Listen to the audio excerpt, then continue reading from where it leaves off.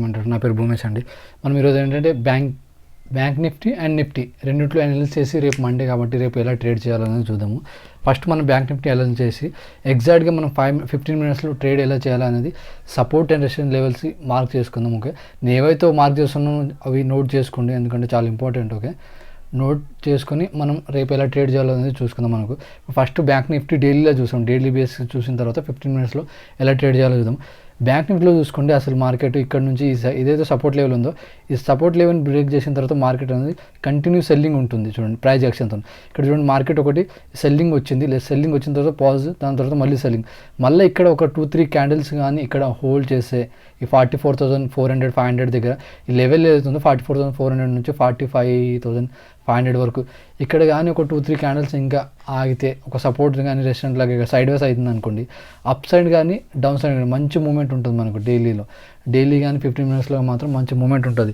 ఇక్కడ ఇంకొక 2 క్యాండిల్స్ ఆగితే, ఒకవేళ లేదు రేపు మార్కెట్ ఇక్కడ ఎక్కడైనా ఓపెన్ అయ్యి దీన్ని బ్రేక్ చేస్తే 44,500 కింద మాత్రం మంచి సెల్లింగ్ ఉంటుంది, సెల్లింగ్ ప్రెజర్ ఉంటుంది మళ్ళీ.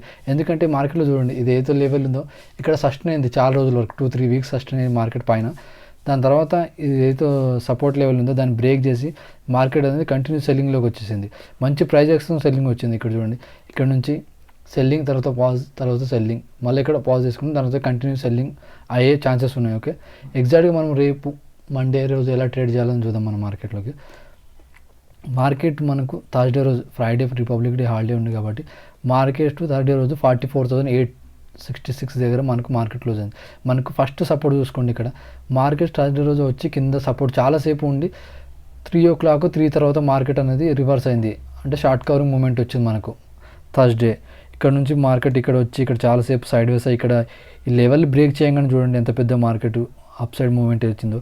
ఓకే, రేపు మనం ఎలా ట్రేడ్ చేయాలని చూద్దాం. రేపు ఒకవేళ మార్కెట్ మనకు గ్యాప్ అప్ అయితే, ఒకవేళ దీనిపైన కానీ మార్కెట్ ఇక్కడ ఓపెన్ అయినా కానీ దీనిపైన మార్కెట్ ఓపెన్ అయింది అనుకోండి, మళ్ళీ ఒక అప్ సైడ్ బుల్ మార్కెట్ ఉండే ఛాన్సెస్ ఉంది. ఇది లెవెల్ పైన 45,000 లెవెల్ ఏదైతే ఉందో ఈ లెవెల్ పైన మార్కెట్ మాత్రం సస్టైన్ అయితే మళ్ళీ ఒక షార్ట్ కవరింగ్ మూమెంట్ వస్తుంది దీనిపైన.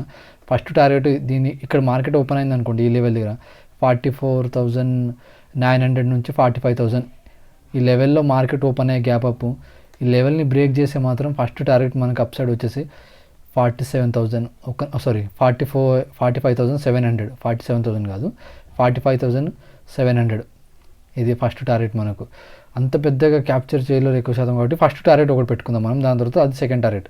ఫస్ట్ టార్గెట్ మనకు 45,450 ఇక్కడ మార్కెట్ ఓపెన్ అయింది అనుకోండి ఈ లెవెల్ దగ్గర ఓపెన్ అయ్యి ఒక 15 మినిట్స్ 20 మినిట్స్ సస్టైన్ అయ్యి దాని తర్వాత ఈ లెవెల్ని బ్రేక్ చేస్తే 45,091 లెవెల్ బ్రేక్ చేస్తే అప్ సైడ్ రెసిస్టెన్స్ మనకు ఫస్ట్ రెసిస్టెన్స్ ఇది 45,457, దాని తర్వాత 45,738. ఓకే, ఒకవేళ మార్కెట్ కానీ ఇక్కడ ఈ లెవెల్ దగ్గర ఓపెన్ అయింది అనుకోండి, గుర్తుపెట్టుకోండి లాస్ట్ డే మనకి ఇక్కడ నుంచి మంచి అప్ సైడ్ మూమెంట్ వచ్చింది కాబట్టి ఇక్కడ స్ట్రాంగ్ బయ్యర్స్ ఉంటారు. ఎందుకంటే ఇక్కడ చూడండి ఇక్కడ మార్కెట్ ఓపెన్ అయిన నుంచి మంచి అప్ సైడ్ మూమెంట్ వచ్చింది అండ్ నెక్స్ట్ డే అప్పుడు నెక్స్ట్ కూడా ఈ ఇక్కడ నుంచి మంచి మూమెంట్ వచ్చింది కాబట్టి ఇది ఒక పెద్ద సపోర్ట్ లెవెల్గా వర్క్ చేస్తుంది. కాబట్టి మార్కెట్ ఇక్కడ ఒక 1 hour half an hour sustain అయ్యి దాని తర్వాత మనకు 15 మినిట్స్లో అప్పుడు ఇలా ప్రాజెక్ట్స్ కిందికి వస్తే పుట్ సైడ్ వెళ్ళొచ్చు, కానీ అంతకుముందు అయితే వెళ్ళలేదు ఎందుకంటే ఇది మంచి సపోర్ట్ కాబట్టి. లాస్ట్ టార్గెట్ చూడండి, ఇక్కడ ఈ మార్కెట్ ఏదైతే లెవెల్ ఉందో ఇది ఇక్కడ ఎంత మంచి ట్రాప్ చేసింది చూడండి, ఈ లెవెల్ కింద మనకు మార్కెట్ అనేది సస్టైన్ అయింది కానీ మళ్ళీ రివర్స్ అయ్యి మొత్తం ట్రాప్ చేసేసింది ఇక్కడ. సో అందుకనే కొంచెం వెయిట్ చేసి ట్రేడ్ చేసుకోండి, ఫోమో ట్రేడ్ మాత్రం అస్సలు చేయకండి. ఓకే, ఈ లెవెల్ కింద మనకు ఈ లెవెల్ ఏదైతే ఉందో దీని కింద సస్టైన్ అయితేనే పీ సైడ్ ట్రేడ్ చేసుకోండి. 45,000 దాని తర్వాత మార్కెట్ సస్టైన్ అయితే అప్పుడు సి సైడ్ ట్రేడ్ చేసుకోవచ్చు.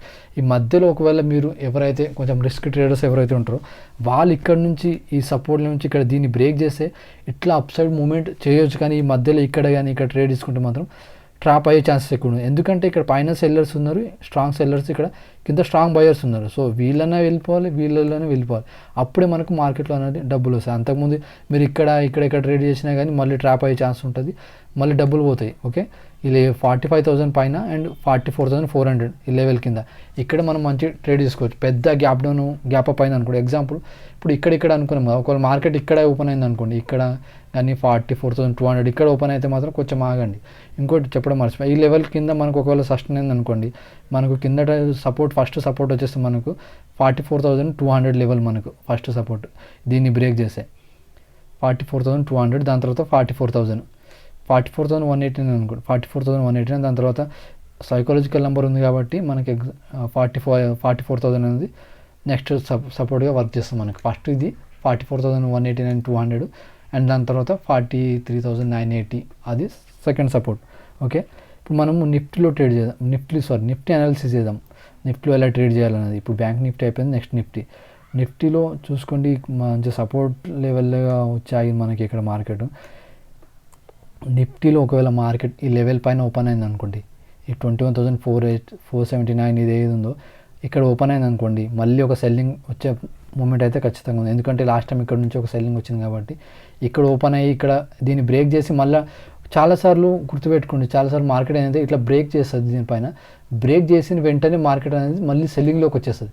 ఎందుకు ఇలా సెల్లింగ్లోకి వస్తుంది అంటే ఇక్కడ ఎవరైతే ఇది ఉందా, చాలామంది రిటైల్ ట్రేడర్స్ ఏమనుకుంటారంటే ఇది బ్రేక్ చేసింది కదా ఇక సి సైడ్ ట్రేడ్ తీసుకుందామని చాలామంది ఇక్కడ సి సైడ్ ట్రేడ్ తీసుకున్నారు. అప్పుడే మార్కెట్ ఏం చేస్తుందంటే ట్రాప్ చేసి మళ్ళీ మార్కెట్ అనేది సెల్లింగ్లోకి వస్తుంది. ఇక్కడ ఎవరైతే తీసుకుంటారో వాళ్ళని స్టాప్లో సెట్ అయిపోతాయి. ఓకే, మార్కెట్ ట్రేడ్ చేసే ముందు ఎగ్జాక్ట్గా అసలు ఎక్కడ ఎవరి స్టాప్ లాస్ ఉన్నాయి అవి చూసుకొని మనం ట్రేడ్ చేసుకోవాలండి. ఇక్కడ చూడండి ఈ లెవెల్ అయితే ఉంది, ఇక్కడ ట్రెండ్ లైన్ కూడా ఉంది. ఒకవేళ మార్కెట్ మనకు నిఫ్టీలో చూసుకోండి ఈ లెవెల్, ఈ ట్రెండ్ లైన్ ఏదైతే లెవెల్ ఉందో దీని కింద మార్కెట్ దీని ఇది ఉందా, దీని కింద 21,250 లెవెల్స్ కింద మనకు సస్టైన్ అయితే మాత్రం ఫస్ట్ టార్గెట్ మనకు 21,139 ఈ లెవెల్ కింద పీ సైడ్, దీని కిందనే పీ సైడ్ ప్లాన్ చేసుకోండి. ఒకవేళ లేదు అంటే ఇక్కడ నుంచి మనం పీ సైడ్ ప్రాజెక్ట్స్ ఉంటే అప్పుడు ప్లాన్ చేసుకోవచ్చు. కానీ ఇక్కడ చేసుకున్నా కానీ మనకు పెద్ద ఉపయోగం ఉండదు, ఎందుకంటే ఇక్కడ స్పేస్ లేదు మార్కెట్. ఇక్కడ నుంచి మళ్ళీ బయర్స్ స్ట్రాంగ్ ఉంటారు కాబట్టి ట్రాప్ అయ్యే ఛాన్స్ ఉంది. ఇక్కడ నుంచి పీ తీసుకోవచ్చు, ఎందుకంటే ఇక్కడ నుంచి వరకు మనకు మార్కెట్లో స్పేస్ ఉంది. మార్కెట్ ట్రేడ్ చేసుకునే ముందు మనకు స్పేస్ ఉండాలి, స్పేస్ ఉంటేనే మార్కెట్లో మూవ్మెంట్ అవ్వడానికి ఛాన్సెస్ ఉంటాయి, అప్పుడే డబ్బులు వస్తాయి. అంతేగాని ఇప్పుడు ఎగ్జాక్ట్ ఇక్కడ తీసుకున్నారనుకోండి ఈ లెవెల్ దగ్గర తీసుకుంటే మనకు ఇక్కడ మళ్ళీ సపోర్ట్ ఉంది కాబట్టి పీ సైడ్ తీసుకుంటే ఇక్కడ మళ్ళీ ట్రాప్ అవుతారు. ఒకవేళ ఇక్కడ నుంచి మళ్ళీ మీరు సి సైడ్ ప్లాన్ చేసుకోండి, ఇక్కడ ఇట్లా సెల్లర్స్ ఉంటారు కాబట్టి మళ్ళీ ఇక్కడ ట్రాప్ అయ్యే ఛాన్స్ ఉంటుంది. ఓకే, ఇక్కడ మాత్రం ఇది ట్రెండ్ లైన్ పీ సైడ్, ఈ ట్రెండ్ లైన్ కింద మనకు పీ సైడ్ ట్రేడ్ చేసుకోవచ్చు. దీనిపైన సస్టైన్ అయ్యి ఇట్లా బ్రేక్అవుట్ ఇచ్చి రీటెస్ట్ ఇచ్చి మళ్ళీ పైకి వెళ్తే అప్పుడే పొజిషన్ యాడ్ చేయండి ఇక్కడ. ఓకే, అంతకుముందు అయితే సి సైడ్ యాడ్ చేయకండి. ఓకే, మా వీడియో కానీ నచ్చితే please do like, share and subscribe అండి. చాలామంది చూస్తున్నారు కానీ సబ్స్క్రైబ్ చేయకుండా వెళ్ళిపోతున్నారు. సో లైక్ చేయండి, షేర్ చేయండి. Okay, thank you everyone.